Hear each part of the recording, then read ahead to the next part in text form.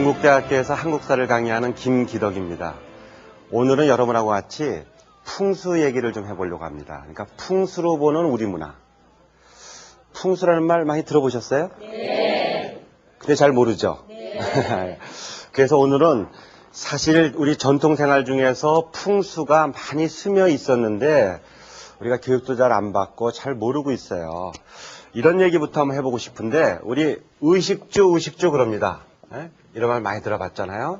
가장 중요한 사람의 생활 중에서 옷 입는 거, 먹는 거, 그 다음에 주생활, 어떤 공간에서 우리가 살죠. 어느 게 제일 중요할까요? 먹는 거. 근데 우리는 의식주 그래요. 내가 이걸 왜 그런가 가만히 봤더니 이건 순전히 발음상 그런 것 같아요. 왜냐면 식의주, 주의식, 주식의 이거보다는 의식주가 물론 많이 사용해서 익숙하기도 하지만 의식주라는 발음이 가장 무난합니다.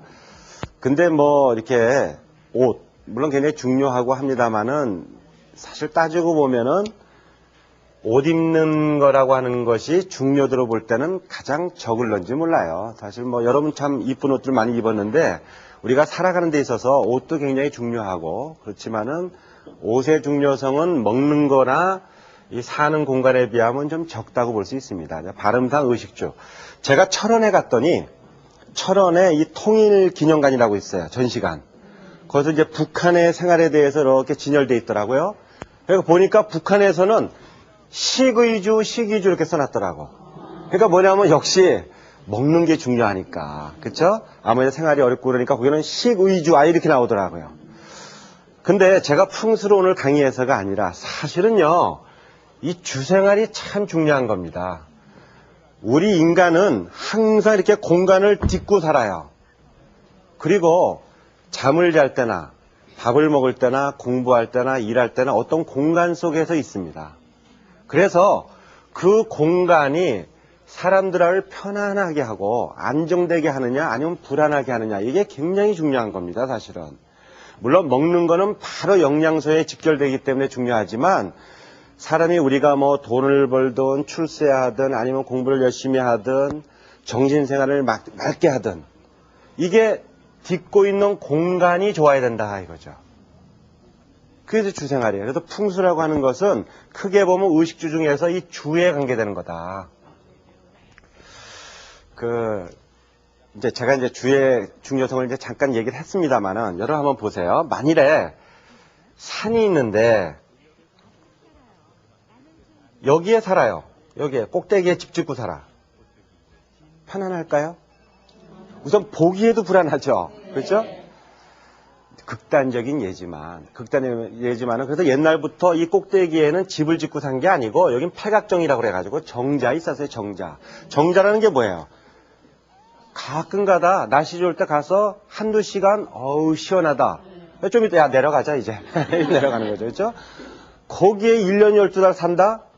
이건 불안하고 편안하지 않다 이거죠.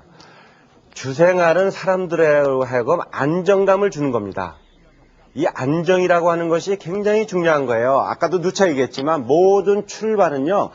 안정된 마음가짐, 안정된 상태 속에서 일을 하든 정신활동을 하든 뭘 하든 되는 거예요. 불안하면은 모든 게 안 되는 겁니다.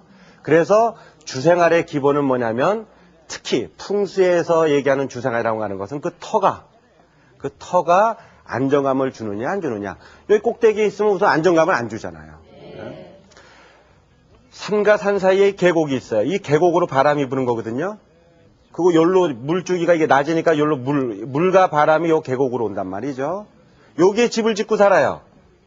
안정감이 있겠어요? 가끔 가다 이 가게나 이게 뭐 닭 먹고 뭐 이런데 어쩌다 이런 집들이 좀 한두 개 있을지 모르지만 그분이 가가지고 좀 먹고 놀다가 내려오는 거지 거기에 살지는 않잖아요. 이 비가 많이 오거나 그러면 이게 다 물길입니다. 이게 다 해가지고 가끔 가다가 장마치거나 그러면 이게 싹 휩쓸려 나가잖아요. 물가는 더하죠. 물가에서는 좀 떨어져 살지 물가에 바로 있거나 요 물 위에 살아요. 뭐 어디 동남아시아 어디에는 물 위에 사는 뭐 그런 사람들도 있지만 그거는 뭐 좀 어쩌다 이렇게 살고 좀 죄송한 얘기지만 상당히 그냥 하루살이처럼 사는 겁니다. 우리가 전투를 이 물 너무 가까이서 하니 불안하단 말이죠. 여러분 물 바라보면요 참 좋을 것 같죠? 참 이런 표현이 어떨지 모르지만 오래 보고 있으면 돌아버려요. 여러분 물 보면서 식사한다는 게 쉬운 게 아닙니다. 물이 출렁거리는 게 굉장히 불안한 거예요. 그래서 우리가 오늘 얘기하는 것은 의식주 중에 주생활이다. 그런 얘기고 그런 속에서 가장 중요한 게 과연 안정감을 주는 것이냐. 안정감을 주는 장소 그 터, 그것이 집터든 우리가 살아있는 사람이 사는 집터든 아니면 죽은 사람이 살았던 무덤터든 죽은 사람이 무덤에 있는 것 그것도 죽은 사람의 집입니다. 죽어있지만 집이잖아요. 우리는 산 사람의 집. 그것이 집터든 무덤터든 터에 대한 얘기다. 터가 우리 인간에게 안정감을 주느냐 불안한 걸 주느냐. 그래서 안정된 곳을 찾아가서 거기에 지내면은 그만큼 생명이 왕성해지고 우리가 삶을 갖다가 활발하게 살 수 있지 않느냐. 이것이 이제 기본적으로 풍수의 기본 원리가 되겠습니다. 그런데 이런 일반적인 주생활하고 풍수가 좀 다른 것 중에 하나는요. 풍수에서는 직이라는 얘기를 해요. 일반 주생활하고 풍수가 틀린 것은 이 직이다. 땅기운이다 이겁니다. 땅기운. 이런 말 들어봤는지 모르겠어요. 시골에 면장이라도 하려면 논두렁 전기라도 받아야 된다. 이런 말이 있어요. 이게 산의 전기를 받아가지고 참 큰 인물이 된다. 이런 논리가 옛날부터 있었는데 그게 아니면 이 밑에 내려와서 이 논, 여기에 논두렁이라는 게 논 끝에 좀 두툼한 부분이에요. 산의 전기를 못 받으면 그 두툼한 논두렁 전기라도 받아야 된다. 이런 말. 그만큼 산의 전기를 중요시했던 거죠. 이 기라고 하는 것은 에너지입니다. 우리가 숱한 에너지들이 있죠. 이건 땅 에너지, 지구 에너지. 크게 보면 직이라고 하는 것은 지구와 관련되는 모든 에너지를 다 직이라고 할 수 있는데 여러분 이 에너지라고 하는 것은요. 이 전이차가 있어가지고 높은 데서 낮은 데로 흐릅니다. 우리가 기압도 우리가 일기예보하면 고기압, 저기압 그러면 고기압에서 저기압으로 흐르거든요. 모든 에너지는 높은 데서 낮은 데로 흐릅니다. 그러면 이 산을 보시면 이 지기가 높은 데서 낮은 데로 이렇게 흘러요. 그것도 이 표피를 따라서 흐릅니다. 모든 에너지는요. 첨단 표피라고 끝부분을 통해서 이렇게 흐르는 거예요. 피레침 원리도 그건데 요즘도 얘기되고 있습니다만은 얼마 전에 발견돼 가지고 일제시대 때 우리나라 산의 전기를 끊겠다고 일제가 아주 중요한 부분마다 이렇게 새말뚝을 박았다. 그러면 혹시 들어본 적 있어요? 네. 어떤 사람은 그 새말뚝 하나 박는다고 무슨 산의 전기가 없어져. 그거는 괜히 그런 소리야. 이렇게 얘기하는 사람도 있지만 그건 에너지 원리를 몰라서 하는 소리예요. 에너지라는 것은 첨단 표피로 이 바닥으로 이게 끝부분을 따라 흐르기 때문에 여기에 딱 새말뚝을 두면요. 이게 산의 지기가 흐르다가 여기로 싹 날아가 버려. 그건 분명히 일제가 사실은 의도적으로 새말뚝을 박은 겁니다. 자, 지기가 높은 데서 낮은 데로 항상 에너지는 높은 데서 낮은 데로 이렇게 흐른단 말이죠. 그러니까 우리가 이런 풍수 원리, 에너지 원리를 몰라도 우리는 그렇게 삶을 살아왔어요. 여러분이 한번 등산을 하다가 자, 요쯤에서 쉬어요. 쉬고 가자. 그러면 힘들지 좀 눕자. 그러면 요렇게 눕지. 요렇게 거꾸로 요렇게 눕는 사람 봤어요? 거꾸로 눕지는 않는단 말이죠. 그렇죠? 또 바라볼 때도 요렇게 앉아가지고 요렇게 바라보지. 거꾸로 요렇게 앉아서 산 쪽을 바라보면서 쉬어요? 이게 산인데 이렇게 바라보면서 쉬나? 네? 그런 사람 없잖아요. 그렇죠? 집을 보세요. 가다 절이 나타났네. 절이 있으면 절이 방향이 요렇게 보고 있지 산을 바라보고 있는데 봤어요?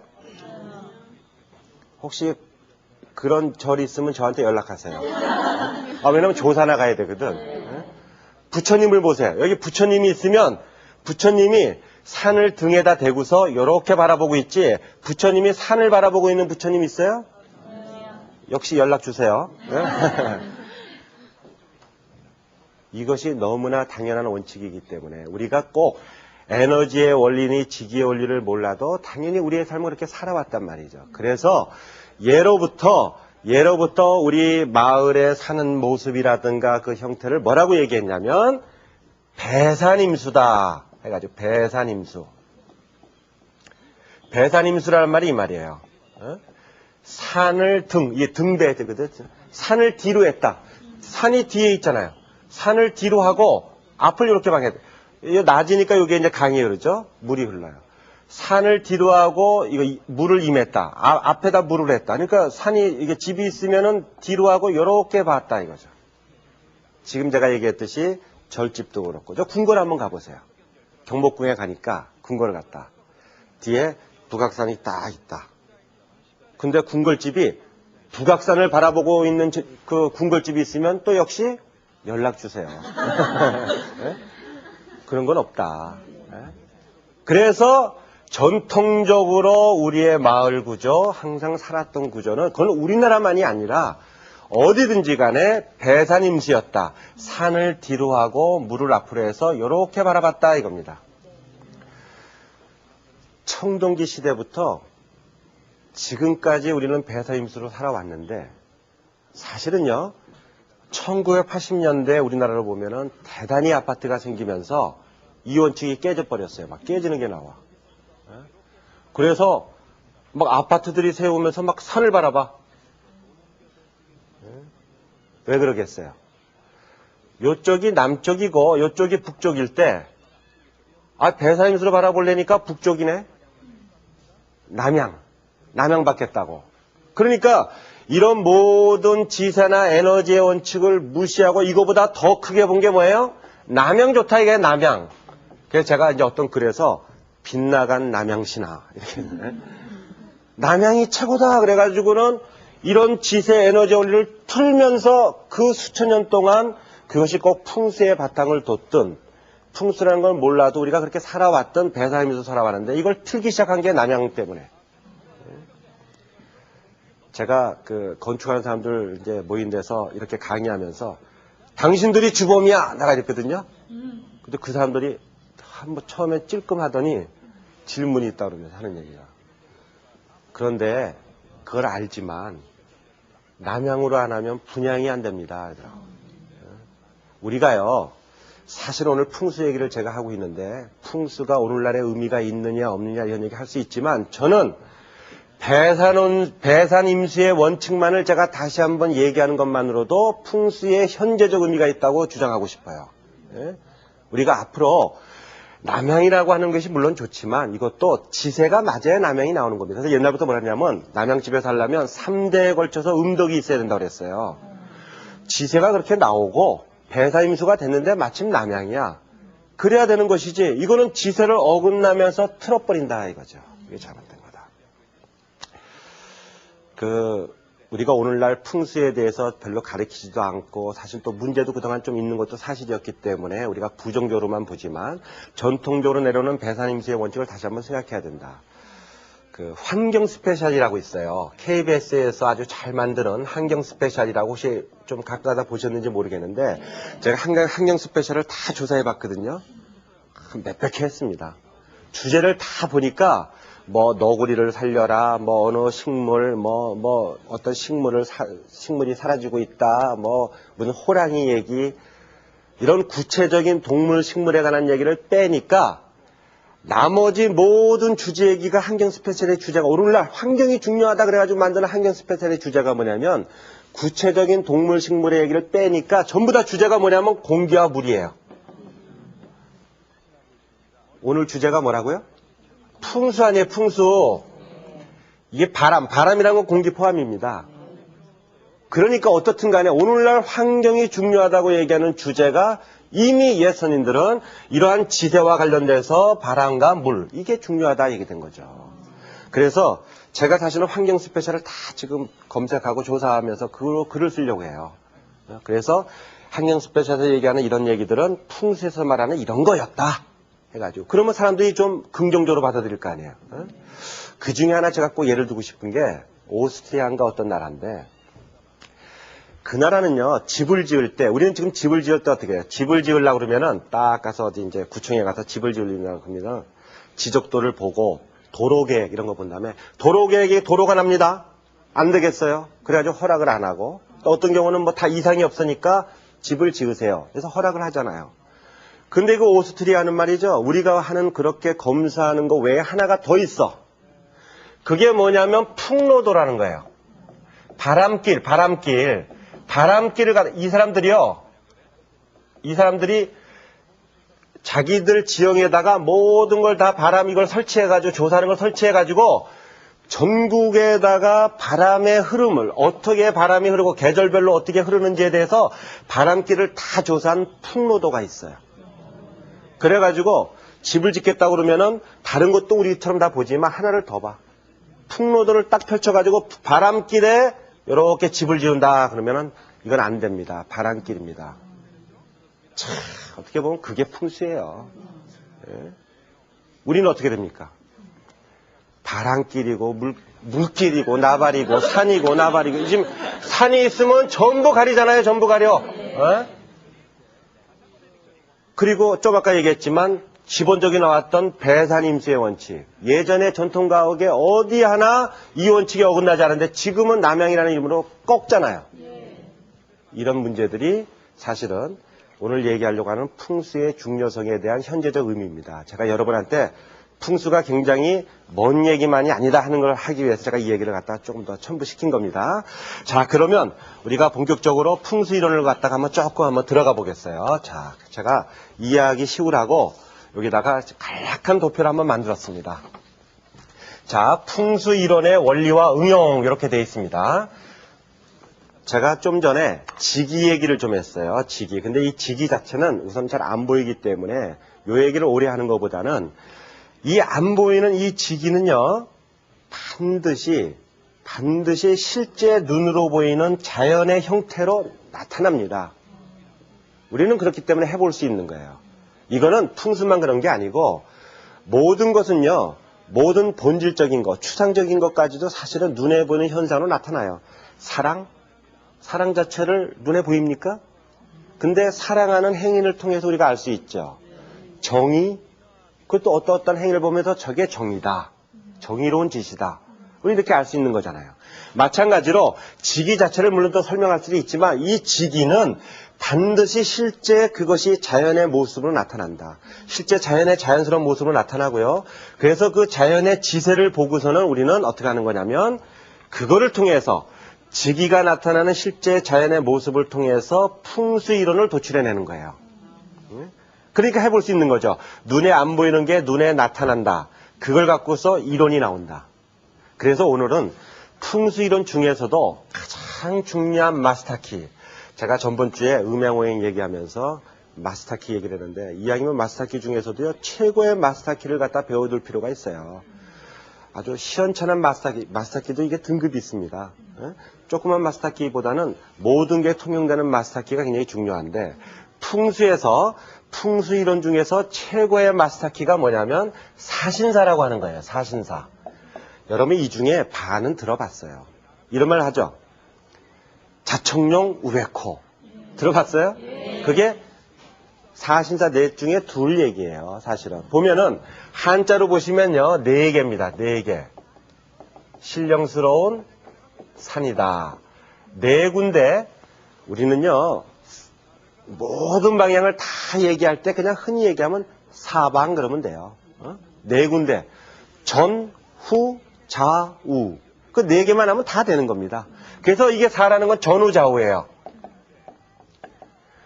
전후좌우. 이 신이라고 하는 것은 이게 신이란 뜻이면 보호해준다 이겁니다. 보호해주는 이 사라고 하는 건 산입니다. 이게 원래 모래사자인데 산이에요. 옛날 이렇게 이런 것도 없고 종이도 없고 귀할 때는 모래 있잖아요. 모래를 이렇게 쌓아가지고 산의 모양을 만들어서 설명하고 그랬기 때문에 모래사자가 산입니다. 이게 무슨 얘기냐면 자 여기에 터가 있어요. 아까도 얘기했지만 이게 집터든 무덤터든 터가 있어가지고 이렇게 이제 바라보고 있다 그러면은 기본적으로 사방에서 뒤에서 앞에서 옆에서 양옆에서 그러면 4군데죠. 4군데에서 신 보호해주는 산이다. 다시 말해서 지기가 좋은 것은 반드시 모양으로 나타나. 어떤 모양으로 나타나느냐? 여기에 지기가 좋으면은 뒤에서, 앞에서, 양옆에서 산이 보호해주는 모습으로 나타난다. 그래서 요거를 통해서 우리는 이론을 도출한 건데 그 중에 가장 대표적인 게 바로 사신사입니다. 자, 우리가 사신사도 좀 정리를 했습니다만 여러분이 제가 얘기하는 것 갖고 먼저 조금 이해를 한 다음에 해야지. 왜냐면 저 한번 보세요. 내가 사신사의 기본 개념 했는데 언뜻 볼 때는 어떻습니까? 언뜻 보면 복잡한 것 같죠? 그렇죠? 언뜻 보면 복잡해지는데 사실 이게 하나도 안 복잡하니까 이거부터 보는 것보다는 제가 간략히 칠판에다 먼저 설명을 간략하게 하고 요걸 보면은 아, 사신사라는 게 저런 거고 별거 아니고 이해가 되는구나. 한번 보세요. 우리가 제일 잘 아는 거로 여기서 자청령, 좌측에 있습니다. 모든 건요, 우리가 봤을 때는 이게 우측이잖아요. 근데 모든 기준은 여기에, 요 주인공 기준을 이렇게 보면 여기에 좌측이죠. 그렇죠? 좌측. 그래서 이쪽이 자청령이고 여기는 우백호다. 그래서 지금도 어느 대통령이나 뭐 유명한 사람이 있으면 양옆에서 돕는 사람이 있으면 야, 그 사람은 청령이요, 그 사람은 백호다. 양옆에서 호위한다 이겁니다. 양옆에서 도와주는 자청령과 우백호가 있고 요 털을 앞뒤에서 보호해 주네요. 그래서 앞에서 보호해 주는 게 전이니까 앞전자 전주작, 뒤에서 보호해 주니까 후, 현무. 요게 사신사예요. 자, 여러분 이제 한번 그래도 뭐 졸릴 일은 없지만 내가 전번 시간에 얘기했어요. 봄이면은 음양오행으로 인해서 졸린다고 그랬어요. 네. 동물의 정기가 식물한테 뺏긴다. 그래서 우리 한번 따라 한번 해봅시다. 여기서부터 전후부터요. 전주작 후연무, 전주작 후연무, 자청령 우백호, 자청령 우백호. 이게 사신사예요. 전후 좌우 이렇게요. 그런데 보호해주는 게요. 옆에서 보호하는 게 크게 보면 자청령이지만 이게 꼭 산이 하나만 있으라는 법이 없잖아요. 네. 보호해주는 게 더 많으면 많을수록 좋겠네요. 그렇죠? 네. 이렇게 많을 때는 안에 있는 걸 안내자, 내청령, 밖에 있는 걸 외청령. 그러니까 여기 복잡하게 보여도 자, 여기 하나 했네요. 보세요. 여기 옆에서 보여주는 게 하나, 두 개가 있네요. 그래서 안을 뭐다? 내청령. 밖을 뭐다? 외청령. 이제 하나 끝났죠? 네. 알고 보면. 그럼 이쪽도 마찬가지야. 오른쪽에서 보여주는 게 하나만 있으라는 법이 어디 있어요? 더 있으니까. 그러면 안에 있는 걸 내뱉고 밖에 있는 걸 외뱉고. 또 끝났네. 진도 잘 나가네요. 여기 한번 보세요. 여기 하나, 두 개가 있죠. 그럼 안에 있는 게 뭐다? 내뱉고. 밖에 있는 게 외뱉고. 야, 우리 벌써 4개 했어요. 그러면 이제 앞과 뒤를 하면 되잖아요. 그러면 이제 뒤부터 보자고요. 뒤부터. 뒤에 있는 게 후현무 그랬는데 사실은요. 내가 이걸 4개로 그렸지만 원래는 요 현무에서 이어져서 백호로도 가고 이어져서 요 청령으로도 가요. 그래서 요 그림을 한번 봐요. 요 그림을 보면은 여기서 이어져서 요렇게도 가고 이어져서 요렇게 가잖아요. 원래 산이 원래 그래요. 요건 좀 달라. 요건 다른 데서 왔고 요거는 같이 사실 같은 산이 요렇게까지 이어진 겁니다. 요렇게 해서. 그래서 무슨 얘기냐면 이게 현무가 제일 중요해요. 이게 주인공입니다. 주인공. 주인공이라서 현무를 뭐냐면 주산 그래요. 주산. 주인공 되는 산이다. 자, 현무는 주인공 되는 산이다.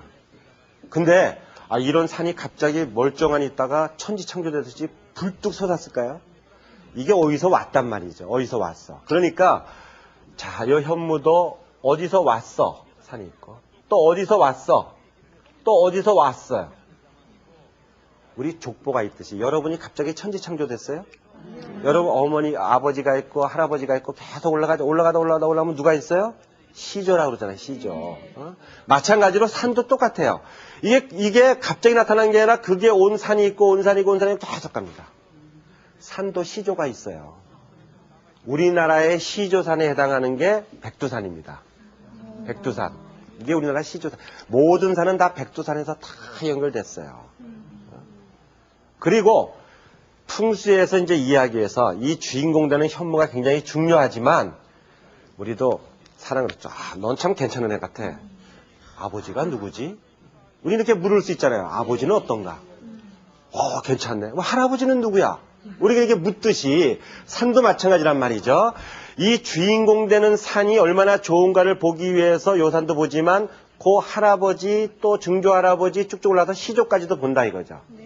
그래서 풍수에서는 이름을 갖다가 족보책에 붙이는 용어랑 똑같이 붙여놨어요. 그게 요거예요. 요게. 자, 요게 주산입니다. 주산. 현무를 주산이라고 본다고 그랬죠. 여기 요 산이 있으면 할아버지 산, 소조야. 조그만 할아버지다 이거예요. 할아소조. 또 올라가 이게 증조 할아버지 예를 들면 중조산. 또 올라가요. 태조산. 이게 시조야. 예를 들어서 이제 서울로 얘기하면 서울에 있죠. 서울에 경복궁이고 서울에 있으면 서울의 주산이 뭐냐면 북악산이에요. 북악산. 그래서 이게 북악 스카이웨이 이렇게 있잖아요.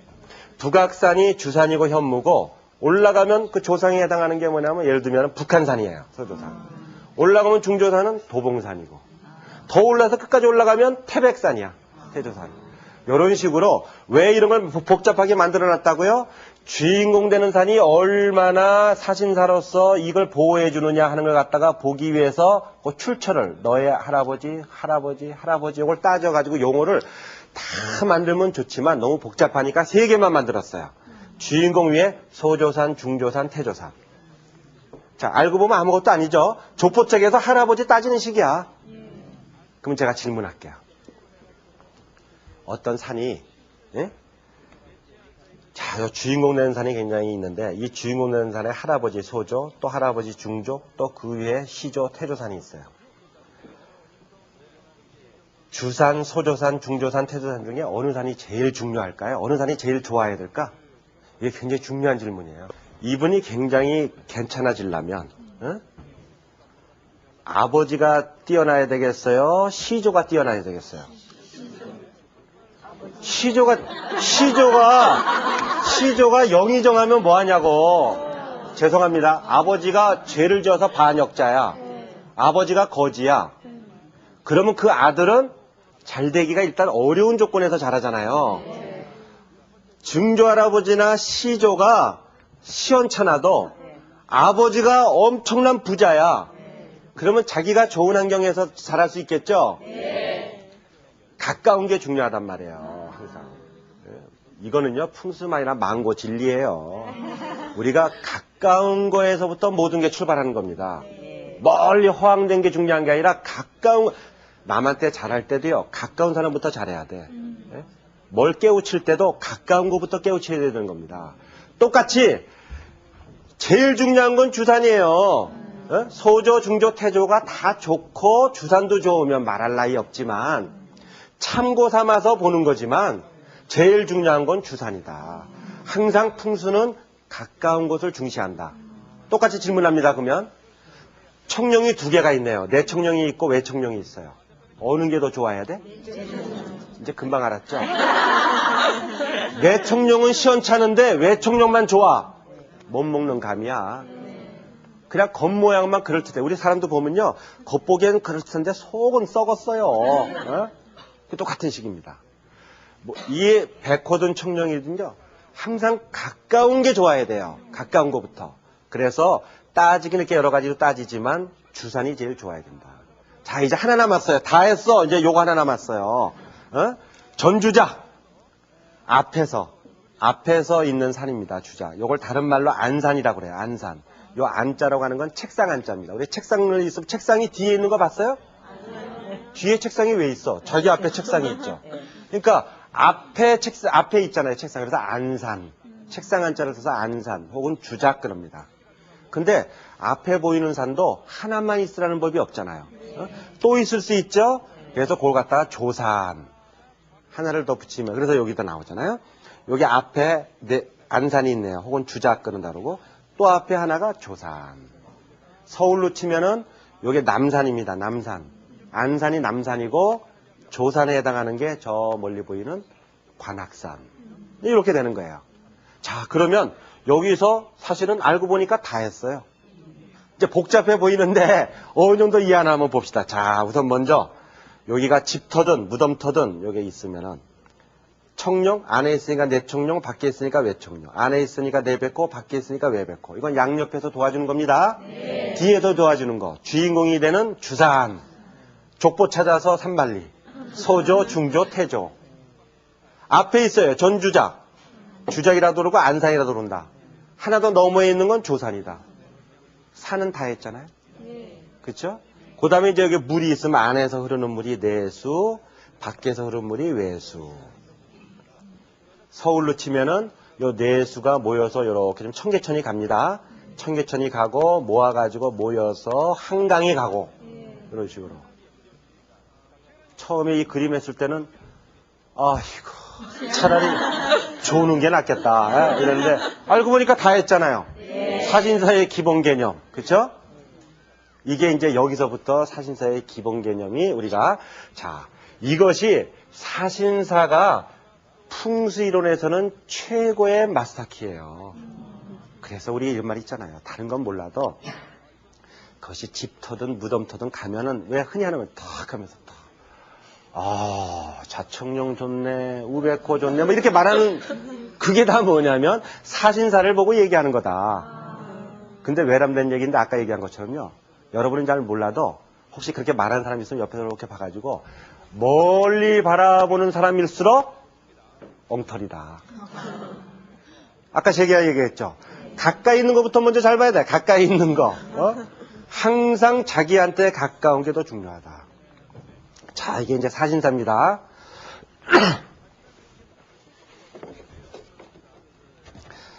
자, 이제 한번 보세요. 지금 어디까지 얘기했냐면 지기가 실제 자연의 모양으로 나타나더라.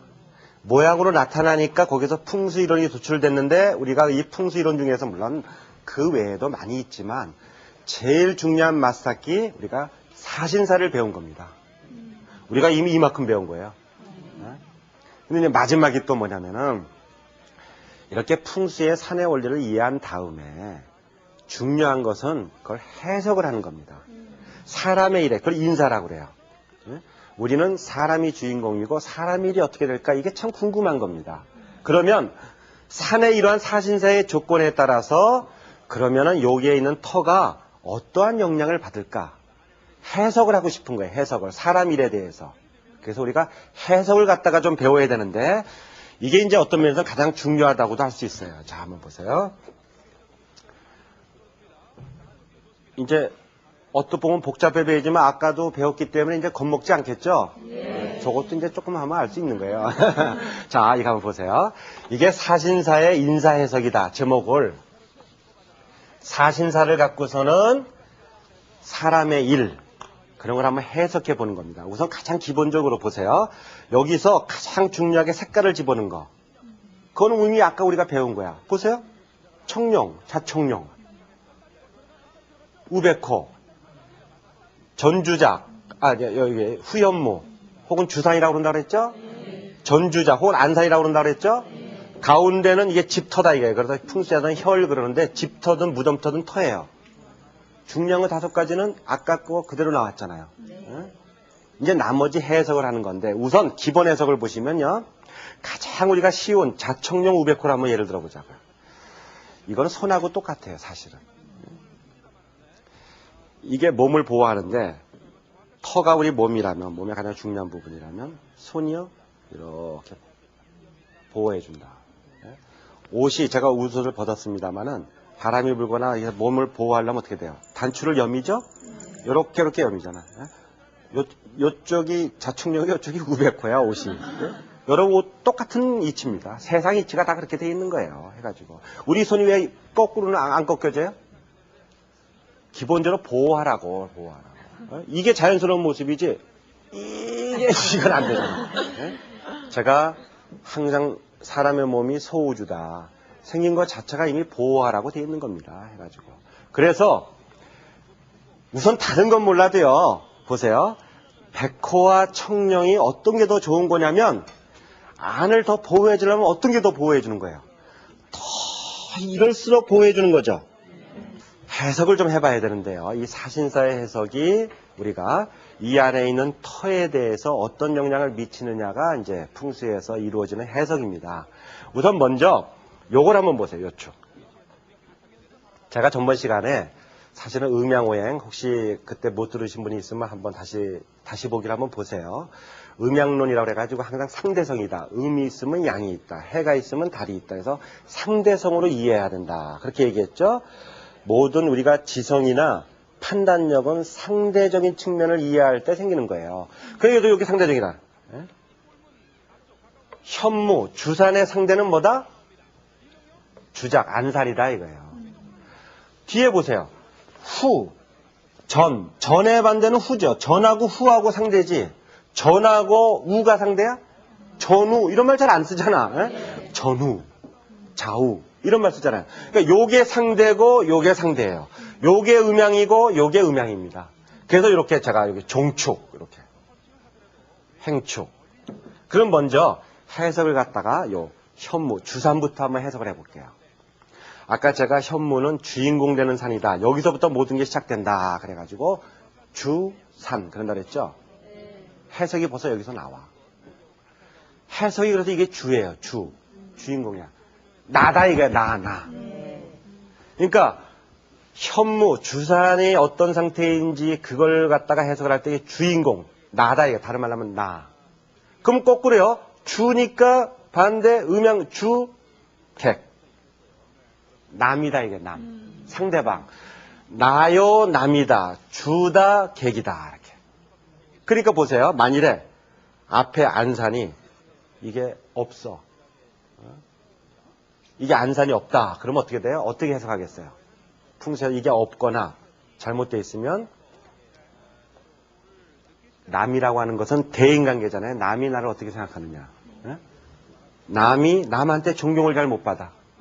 남이 나한테 잘 못해. 이런 식으로 해석한다는 말이죠. 그러면 주하고 객 중에서 어느 게 더 중요할까요? 우선 내가 있어야 되잖아요. 주인공이 있어야 돼. 나의 주체성이 있고 나서야 남이 있는 거지. 그러니까 이게 역시 주산이고 이게 주인공이 되는 겁니다.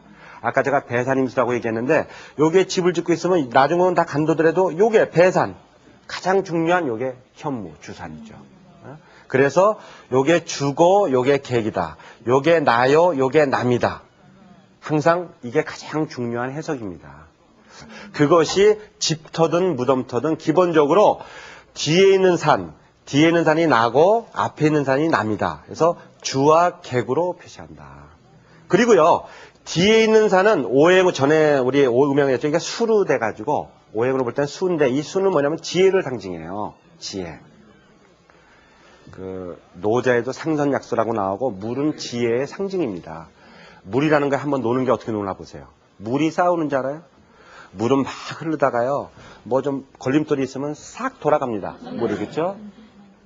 그리고 물이라고 하는 것은 어디 이런 컵에 놓으면은 이런 모양을 만들고 네모난 컵에 놓으면 네모난 모양을 만들고 굉장히 지혜로운 게 이게 바로 물입니다. 그래서 이 법이라는 글자도요. 이게 물수거든요. 물수. 이게 갈 거. 물이 흐르는 방향이에요. 물이 흐르는 대로 가면 그게 법대로입니다. 그게 기본적으로. 그래서 물이라고 하는 것은 지혜를 상징하거든요. 그래서 현무가 좋다, 주산이 좋다 그러면 지혜롭다. 수요 지혜로운 게 되는 거고. 거꾸로요. 반대니까 우리가 물에 반대는 불이에요. 물불을 안 가린다 이런다 그랬잖아요. 그러니까 이거는 화로 되면서 이건 뭐냐면 재물창고로 해석이 된다. 풍수에서는. 그래서 앞에 안산이 굉장히 좋다. 그러면 대인관계가 좋아야지 재물이 모여요. 재물이라고 하는 것은 우리가 뭐 장사에서 극명하게 알듯이 대인관계 잘하는 사람이 장사도 잘하고 돈도 모이고 남과 그래서 이제 같이 이렇게 해석이 되는 겁니다. 해가지고 여기 이제 우리가 또 똑같이 오행으로 해가지고 이제 우리 여러 가지 장부를 집어넣으면 신장방강, 뭐 심장소장 했습니다만은 그 얘기는 이제 생략을 하고 가장 중요한 게 다시 한번 얘기하면은 위는 뭐다? 주인공, 나다. 안산은 남이다. 대인관계. 지혜다. 재물창고다. 물이다. 수다. 화다. 이런 식으로. 서로 이렇게 상대되는 겁니다. 종축. 그러면 이제 옆을 보자고요. 옆을. 행축을 보면요. 청룡백호로 이루어지잖아요. 이것은 상대적인 두 측면이에요. 똑같이. 그러면 이쪽이 좌청룡 그랬습니다. 제가 전번에 음양오행 하면서 혹시 기억하나 모르겠네요. 자우 그랬으면 어디가 남자라고 그랬을까요? 여기 자청룡, 우백호 그랬습니다마는 남자 여우다. 남자 여우 전통적으로 남자가 자측이다. 왜 그러냐면 저는 저번 시간에 자세히 얘기했습니다마는 에너지의 방향이 좌선이다. 그래서 먼저 간다. 그래서 양이 자측이다. 그래서 남자 여우, 남자는 자측이요, 여자는 우측이다. 그래서 중풍 얘기도 하고 그랬잖아요. 중풍도 남자가 좌측이 마비가 되면 치명적이다. 왜? 자기의 방향이니까 항상. 그래서 남자 여우다. 그러니까 요 자청룡이네. 자청룡이니까 여기는 뭐라 해야 돼? 남자로 배정된다. 음양론에서 세상의 반은 남자요, 세상의 반은 여자다. 그러니까 자청룡은 남자요, 우백호는 여자다. 좌측에서 보호해주는 게 있고 우측에서 보여. 손도 왜 두 개냐? 세 개일 수도 있고 하나일 수도 있을 텐데 왜 두 개냐? 음양론이다. 음양론. 그럼 세상에 반은 남자요, 세상에 반은 여자요.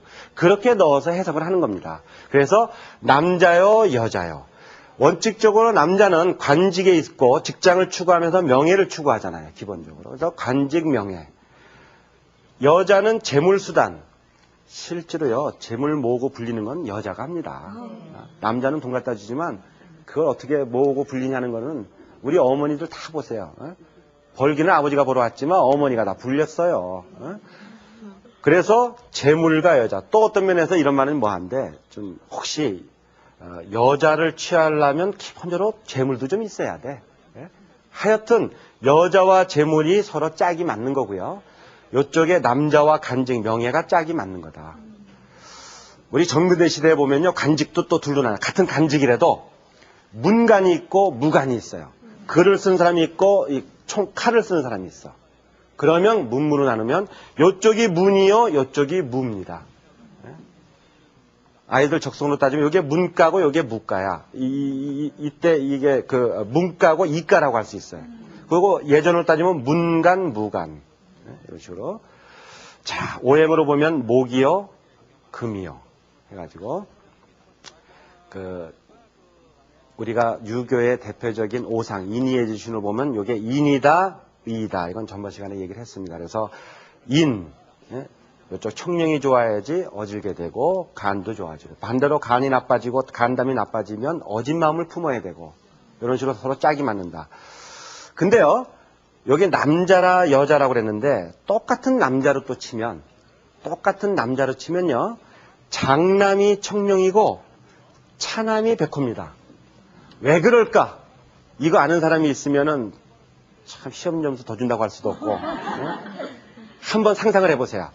왜 같은 남자로 치면 청룡에다가 장남을 배정하고 백호에다가 차남을 배정할까요? 모든 숫자는 우리가 짝수, 홀수가 있어요. 그쵸? 짝수, 홀수. 1, 3, 하고 2, 4. 모든 숫자가 홀수 짝수가 있다. 어디가 양이고 어디가 음일까요? 양수, 음수 따지면은 홀수가 양이요, 짝수가 음입니다. 장남이라고 하는 건 첫째 아들이죠? 네. 그러니까 첫째. 그러니까 여기다 배정하는 거예요. 둘째, 차남. 여기다 배정. 자, 기본적으로 제가 종축과 행축 두 개의 축을 중심으로 해가지고 사신사의 해석을 했는데 다 기본적으로 음양론적인 관점에서 해석을 집어넣었다. 우리의 몸도 다 음양론으로 이루어졌듯이 세상에 대한 인사해석에 있어가지고도 기본적으로 우리가 음양론적인 관점에서 했습니다. 자, 중요한 것만 몇 가지 얘기하고서는 나머지 이제 우리 할 수 있는 얘기를 한번 해보죠. 자, 종축에서 가장 중요한 건 현무, 주산이 말 그대로 주산, 주인공이다. 나다 이거예요. 주. 반대편은 객, 손님. 균형이 서로 맞아야죠. 지혜요, 재물창고. 청룡백호면 남자요, 여자요, 명예요, 재물이요, 문이요, 무요. 그 다음에 아들로 치면 장남이요, 차남이요. 그래서 말이죠. 서울의 경우에는 참 풍수가 좋은데 하나 아쉽다면 서울에는요, 그림엔 청룡이 더 길게 잘 나와 있습니다만은 서울의 풍수를 보면은 청룡이 조금 부족해요. 약해요. 그러니까 사람으로 치면은 서울의 풍수는요, 좀 이렇게 돼 있는 거예요. 왜냐면 서울의 백호가 인왕산이거든요. 인왕산 여러분 혹시 등산해 보셨어요? 막 바위로 돼가지고요. 강합니다. 막 더 강해. 근데 이 청룡은, 서울의 청룡은 어디예요? 잘 몰라요, 여러분이. 이제 낙산이라고. 낙산 아파트죠. 근데 이 낙산은 여기에 비하면 좀 약해. 그러니까 이게 이렇게 균형이 잡혀야 되는데 좀 이렇게 돼 있는 거예요, 서울은. 그래서 항상 서울의 청룡이 문제다. 그러니까 풍수적 관점에서 청룡 얘기를 할 때는 어떻게 되겠어요? 서울의 풍수를 얘기할 때는 남자, 명예, 문, 장남 조금 어떻다? 문제가 있을 수 있다. 이런 해석이 나오는 겁니다. 그래서 조선시대에 그 500년 동안 숱한 왕들이 그저 장자로 왕위를 계승하려고 했지만 실제로 장자, 장남으로 왕위가 계승된 사람은 5명밖에 없어요. 이제 그런 해석도 뭐냐면은 바로 청룡이 약했기 때문에 생기는 것이다. 이런 해석이 이제 나오는 거죠. 그 전번에 잠깐 얘기했습니다. 청룡의 이 동대문, 이게 동쪽입니다만 동대문에 흥인지문이다 그래가지고 요 갈지자를 집어넣는다 그랬어요. 흥인지문. 요 지가 뭐라 그랬어요? 산이다. 산이 가는 모양을 이렇게 보면 이게 갈지자처럼 보인단 말이죠. 그래서 낙산이 너무 약하니까 글자로 산을 갖다 보탠 거다. 이런 글자까지도 집어넣어가지고 가능하면 이 약한 청룡을 좀 더 보충하려고 그런 노력의 일환으로 다른 건 다 세 글자씩인데 이것만 동대문만 흥인 지문 이렇게 된다 이거죠. 이것이 제가 사신사에 대한 설명과 그다음에 사신사에 대한 인사해석 그리고 더 나아가서 서울의 풍수를 갖다가 좀 집어넣으면서 해석을 한 겁니다. 그 풍수에서는 이런 말이 있어요. 이 해석을 지금까지 했지만 어떤 경우에는요. 풍수에서는 모든 해석을 있는 그대로 다 못해요. 다 하면은 어떻게 됩니까? 다 하면은 이건 뭐가 안 좋고 이건 뭐가 좋고 뭐가 이게 다 드러나 버리면은 듣는 사람도 조금 기분이 안 좋을 뿐만 아니라 또 그게 마치 절대적인 것처럼만 또 생각되고 또 많이 틀리니 뭐 얘기 나오고 그래서 이것이 틀려서가 아니라 있는 그대로를 다 말하지 않고 넌지시 비유로 그래서 풍수에서는 비유가 많습니다. 대체로 왜냐하면 이러이러한 문제점이 생길 수 있을 거다 하는 식으로 돌리는 거죠. 이렇게 풍수에 있어가지고 실제로 사신사의 형태가 실제로 요 안에 사는 집터든 무덤터든 이런 경우가 어떠한 영향을 미치냐는 이런 해설. 여러분들이 이제 한번 여러분의 집터나 이런 걸 관련을 지어가지고 이런 해설을 갖다 한번 대입해 보면 될 겁니다. 그 풍수라고 하는 것은요. 아직 잘 안 알려졌고 여러분이 좀 이해를 못하는 것도 좀 많이 있고 또 궁금한 것도 또 많고 그래가지고 제 강의는 일단 여기서 마치고 질문을 통해서 여러분 얘기를 내가 또 보충하는 게 훨씬 더 풍요로울 거예요. 한번 질문을 받아보도록 하겠습니다. 예. 오늘 말씀하신 풍수사상이 다른 나라 특히 서양에도 있는지 궁금합니다. 제가 아까 풍로도 얘기는 했지만 그게 이제 뭐 풍수는 아니고 근데 사실 프랑스의 그 풍수 유료 사이트가 3만 개라고 그래요. 그건 제가 한 얘기가 아니고 KBS 아침 뉴스를 듣는데 그 프랑스 특파원이 그렇게 얘기를 하더라고요. 제가 미국 쪽에서는 제가 좀 참고하려고 미국의 풍수책을 많이 이제 바꿨는데 풍수책이 아주 뭐 우리나라보다 훨씬 더 총천연세계에 잘 나오고 있습니다. 여러분 사실 우리가 그 전근대 시대에서 근대사회가 되면서 예전 전통사상 중에 문제 있는 것들은 이제 우리가 버리고 잘못됐다고 해서 이제 폐기 처분한 것도 많이 있습니다. 또 그 중에는 폐기 처분돼야 될 것도 있지만 사실은 이 풍수사상이라고 하는 것은 너무 일방적으로 폐기 처분됐어요. 제가 처음에 얘기했을 때 정말 배산임수, 사신사에 맞춘 배산임수 하나만 오늘날의 원칙에 맞춰도 현재적 의미가 있다고 제가 얘기를 했는데 우리는 너무 많이 버림으로 말미암아 사실은 외국의 경우에 있어가지고는 풍수가 많이 이루어지고 있습니다.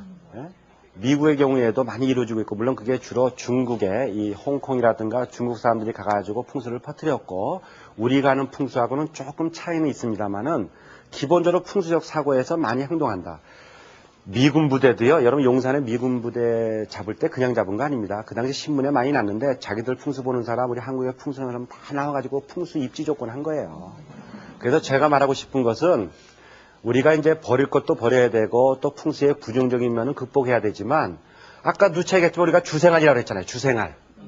주생활이라고 그랬고 이거는 풍수사상, 인문사상인데 우리가 인문학에 대한 인문학 과목 혹은 주생활이니까 뭐 부동산학과 이런 것도 많이 있고 혹은 뭐 건축, 그 터에다가 집을 짓지 않습니까?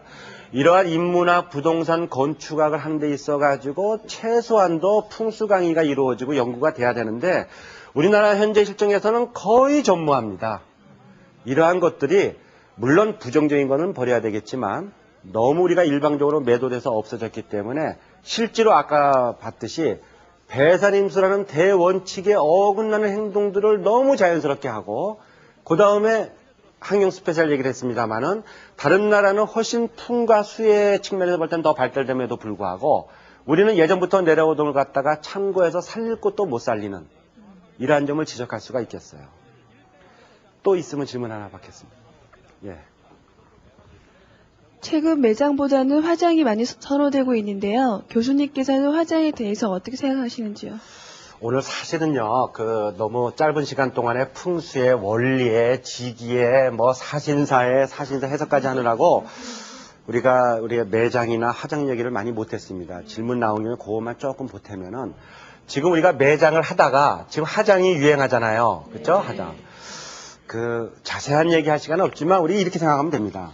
우리 인간은요, 공수래 공수거예요, 사실은. 빈손으로 왔다 빈손으로 가는 겁니다. 그게 꼭 불교결의가 아니라 하더라도 기본적으로 올 때도 빈손으로 왔고 갈 때도 빈손으로 가는 겁니다. 다시 말해서 인간은 제로 되는 거예요. 그러면 사람이 살다가 죽었네요. 내가 딱 죽었다고만 다 제로가 된 거냐? 시신이 남아있잖아요. 뼈가 남아있고. 그래서 땅에 묻어가지고 시신에 뭐 살도 없어지고 모든 게 뼈만 남고 나머지 없어지는 거 한 5년이면 다 없어지고요. 뼈까지 다 없어지려면 정상적으로 뭐 한 200~300년 걸립니다. 그러니까 200~300년 동안 지나야지 완전히 인간은 제로가 된 거예요. 자연화된 겁니다. 그걸 환원됐다고 그래요. 자연으로 환원된 겁니다. 그랬을 때 인간은 그야말로 빈손으로 왔다 빈손으로 간 거예요. 그 기간 동안에 서서히 제로화 시키는 방법이 매장이에요. 땅에 묻어서 5년 지나면 육탈됐다고 그래가지고 이제 없어지고 한 2~3년 지나면 뼈까지 싹 없어져가지고 제로화 되면서 이제 사라지는 거죠. 그야말로 빈손으로 왔다 빈손으로 가는데 그 방식을 서서히 제로화 시키는 매장 방식을 갖다가 지금까지 택해왔던 것이죠. 미이라라는 게 있잖아요. 미이라. 했더니 막 몇백 년이 지났는데도 그대로야. 이 참 이런 말씀 죄송한데 굉장히 참 불행한 경우입니다. 제로화되지 못한 거죠. 그렇죠? 그대로. 자연으로 돌아가지는 못한 겁니다.